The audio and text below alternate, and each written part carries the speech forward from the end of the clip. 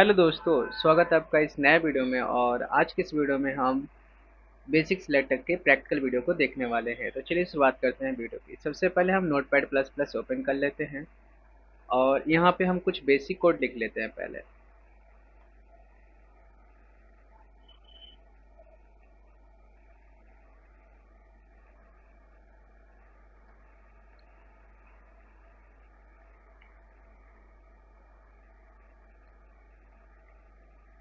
तो इसमें हम पहले बेसिक सिलेक्टर ऑफ CSS, यहाँ पे हम एक टैग लिख लेते हैं।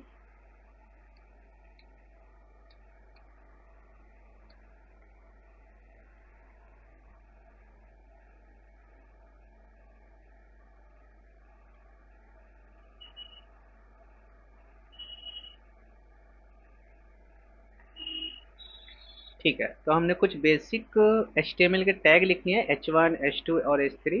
इस फाइल को हम सेव करते हैं डेस्कटॉप पे।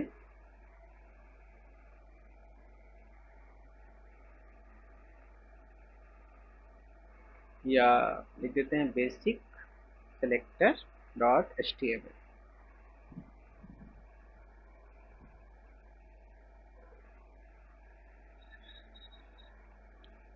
यह फाइल ओपन हो गया। अब यहाँ पे हम क्या करते हैं, इसको CSS करने की कोशिश करते हैं। यहाँ पे हमारे पास टाइटल टैग के नीचे आता है style tag in page styling के लिए।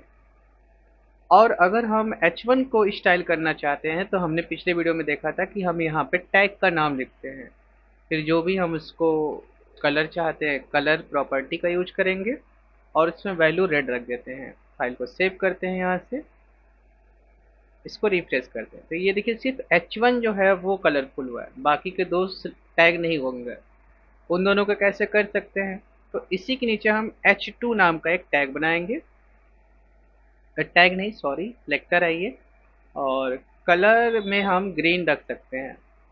फाइल को सेव रखते हैं और यहाँ से इसको रिफ्रेश कर देते हैं तो ये हो गया ग्रीन। अब अगर हम H3 को चाहे तो इसी तरीके से कर सकते हैं, इसको हम ब्लू कर देते हैं।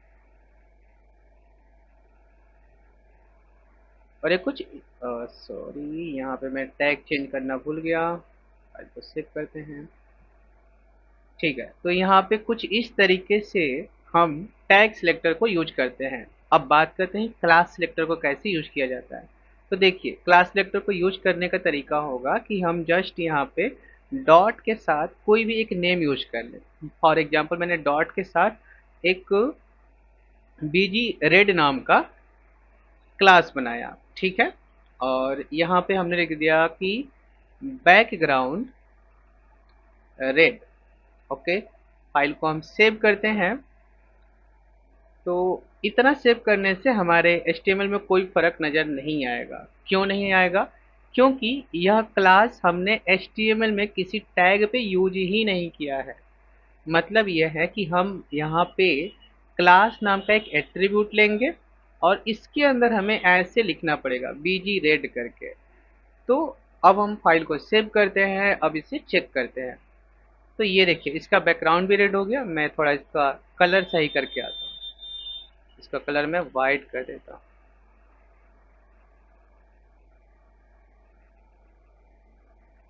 ठीक है, तो ये नज़र आने लग गया। अब अगर हम यही क्लास एक दूसरे टैग पे भी लगाना चाहें तो यह लग सकता है। आप दूसरे टैग में भी जाइए, वहाँ पे क्लास नाम का एट्रीब्यूट लीजिए और उसमें भी यही क्लास नेम लिख दीजिए, जैसे कि बीजी रेड। क्लास के साथ एक इम्पॉर्टेंट बात है, उसको भी अभी हम डिस्कस करेंगे। ये देखिए, इस पे भी बैकग्राउंड रेड लग गया। और यही क्लास अगर हम थर्ड वाले में भी चाहें तो यूज कर सकते हैं।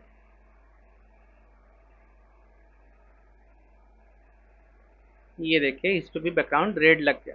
तो इससे बेनिफिट क्या होगा? इससे बेनिफिट ये होगा कि हम क्लास तो पहले ही बना लेंगे और जिस पे जो क्लास चाहिए हम सिर्फ वो अप्लाई कर देंगे और हमारा CSS same to same apply कर जाएगा। इसमें क्या होता था कि अगर हम मान लीजिए कि यहाँ टैग लिखे हैं तो वो सिर्फ उन्हीं टैग को टारगेट करेगा। इसके साथ क्लास के साथ क्या है कि आप चाहे कोई भी टैग बनाएं, XYZ चाहे कोई भी टैग बनाए, अगर आपने उसमें लगाया, मान लीजिए मैंने पी टैग में बना लिया, इसमें लिख दीजिए जब दिस इज सिंपल पैराग्राफ। तो अगर हमने इसको भी क्लास लगा दिया बीजी रेड, तो इसको भी यह रेड कर देगा। मतलब इसको टैग के नाम से कुछ लेना देना नहीं है, इसको सिर्फ अपने क्लास नेम से लेना देना है। देखिए यहाँ पे भी बैकग्राउंड रेड हो गया है। ठीक है, ओके। अब एक क्लास के साथ और बात समझते हैं यहाँ पे। जैसे मान लीजिए हमने बना दिया fs5, fs4 बना दिया, तो ये बात आपको पता होनी चाहिए कि क्लास नेम बनाने से पहले यहाँ पे डॉट साइन यूज करना जरूरी होता है। और यहाँ हमने लिख दिया फॉन्ट साइज 38 पिक्सल। फाइल को सेव करेंगे तो देखिए अपने आप से किसी के भी फॉन्ट साइज में इंक्रीमेंट नहीं दिखेगा। लेकिन अगर हम किसी, जैसे मान लीजिए कि S3 टैग पे अगर हम ये क्लास लगाना चाहें तो दूसरा क्लास कैसे लगेगा भाई? एक तो ऑलरेडी लगा रखे हैं, तो दूसरा क्लास कुछ इस प्रकार से है कि जहाँ पे पहला क्लास यहाँ पे ख़त्म हुआ है, जस्ट इसी के बाद स्पेस बटन दबा लीजिए और यहाँ पे दूसरे क्लास का नेम आप यूज कर सकते हैं, जैसे fs-4। फाइल को सेव किया हमने और इसको रिफ्रेश करते हैं, ये देखिए इसकी फॉन्ट साइज में इंक्रीमेंट मिल गया। और ऐसा ही अगर हम सेम क्लास इस पे भी लगा दें तो इसका भी फॉन्ट साइज इंक्रीमेंट हो जाएगा। अगर हम इस पे भी आएँ और fs4 कर दें तो यह भी कुछ इतने ही साइज में आपको नोटिस होना शुरू हो जाएगा। ये देखिए, तो आने वाले वीडियोज में हम क्लास का काफ़ी ज़्यादा यूज करेंगे और जितने भी हम लोग वेबसाइट्स बनाते हैं, रियल प्रोजेक्ट्स बनाते हैं, उनमें क्लास का ही बहुत ज़्यादा रोल होता है। आने वाले समय में हम जब CSS के फ्रेमवर्क पढ़ेंगे तो वहाँ पे भी क्लासेस बहुत सारे होते हैं। तो क्लास का कंसेप्ट क्लियर रखेगा कि आपको यहाँ पे पहले क्लास बनाना है और जिस भी आप HTML के एलिमेंट को वह क्लास देना चाहें तो आप दे सकते हैं। अगर किसी HTML के टैग को एक से ज़्यादा क्लास देना चाहते हैं तो क्लास एट्रीब्यूट एक ही बार डिफाइन होगा और उसके अंदर आप जब पहला क्लास ख़त्म होता है तो उसके बाद स्पेस लगा के आप दूसरा क्लास दे सकते हैं। अब बात करते हैं आईडी की। आईडी के लिए हम यहाँ पे हैज का यूज कर सकते हैं। हैज के बाद हम ले लेते हैं टेक्स्ट रेड ले लेते हैं। ओके, तो अब यहाँ पे हम लिख देते हैं कलर रेड करके। ओके, अपने आप से यह कहीं पे भी कुछ भी इम्प्लीमेंट नहीं करेगा। देखिए, जब अगर हम एक नया, मान लीजिए इवल टैग लेते हैं और इसके अंदर बहुत सारा li ले लेते हैं, लिस्ट 1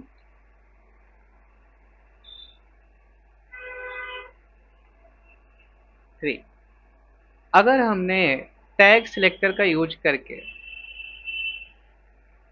और इसका कलर ही बदल दिया, तो जैसे मान लीजिए इसका कलर मैंने ग्रीन कर दिया, फाइल को सेव रखते हैं, तो यह देखिए तीनों ही हमें ग्रीन नज़र आ रहा है। लेकिन अगर इम्पॉर्टेंटली सिर्फ इसको ही मुझे रेड करना है, बाकी किसी को, इन तीनों में से किसी को रेड नहीं करना है, तो वहाँ पे आपको आईडी सिलेक्टर काफ़ी हेल्प करता है। याद रहे, आईडी को हम लोग हैज साइन से बनाते हैं। अगर हमने किसी भी, जैसे सेकेंड वाले पे करना है, इस पे आके अगर हमने आईडी लिख दिया और यहाँ पे हमने लिख दिया क्या था, टेक्स्ट रेड, तो अब हम इसको सेव करते हैं और इसको रिफ्रेश करते हैं। ये देखिए जो सेकेंड एलिमेंट है वह सिर्फ रेड हो गया है। अब आईडी जो होता है वो क्लास के तरीके से नहीं होता है, मतलब आप आईडी के केस में यहाँ पे दो आईडी नहीं लिख सकते, यानी यहाँ पे आप स्पेस लगा के कोई दूसरी आईडी आप नहीं पास कर सकते इस HTML टैग को। दूसरी बात, आप इसी नाम से ये जो टेक्स्ट रेड है आप किसी और पे भी नहीं लगा सकते। फॉर एग्जांपल यहाँ पे भी आप आईडी ऐसे यूज करके इसको टेक्स्ट रेड नहीं कर सकते। क्यों नहीं कर सकते भाई? क्योंकि यह HTML का रूल वैलिडेशन बिगाड़ता है। कहने का मतलब यह है कि HTML कहता है कि HTML के सभी टैग का जो आईडी है वो यूनिक होना चाहिए। अगर आपने सभी टैग को एक आईडी देना चाहते हो तो वह पॉसिबल नहीं है। इसी काम के लिए तो क्लास बनाया गया था। क्लास कहता है कि आप एक ही क्लास बार बार अलग अलग टैग को दे सकते हैं। लेकिन आईडी तो भाई यूनिक होनी चाहिए, इसलिए आईडी के कंसेप्ट में यहाँ पे यूनिकली का मतलब यूज होता है।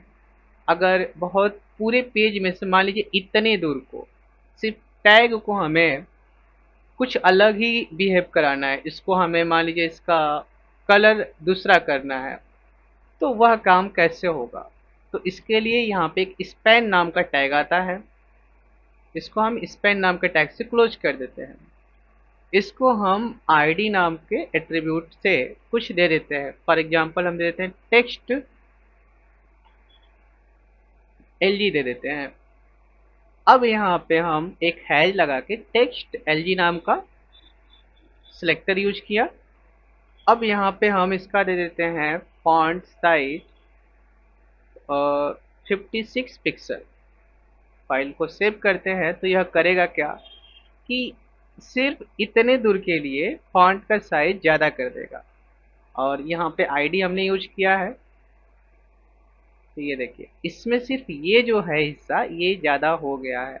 ठीक है, तो आई होप आपको यह वीडियो समझ में आया होगा। अगर आपको यह वीडियो समझ में आया है तो वीडियो को लाइक करना, चैनल को सब्सक्राइब करना और दोस्तों के साथ शेयर करना ना भूलिएगा। Thank you guys.